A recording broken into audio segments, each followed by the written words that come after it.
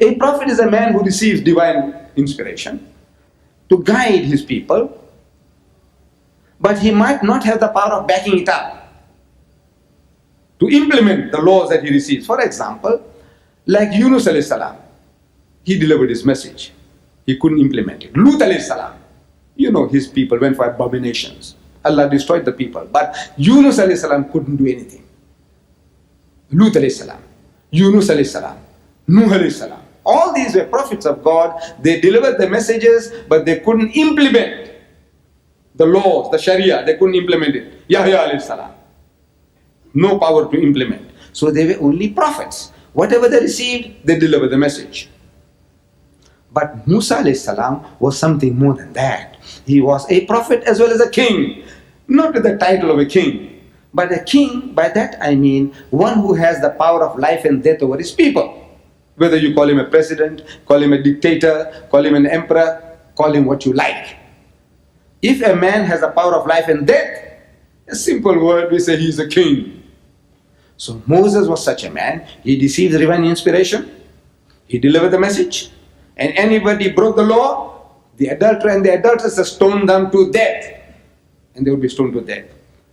They were told not to do any work on the Sabbath day, Yom Sabt, Saturday. No work. Not even picking up firewood. So a man was found picking up firewood. So they brought him along and they stoned him to death for picking up firewood.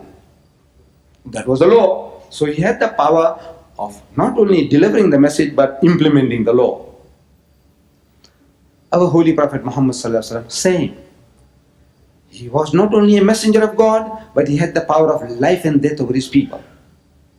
But Jesus Christ, when he came and he was confronted by the Romans, the Jews implicated him and he was brought for trial for treason.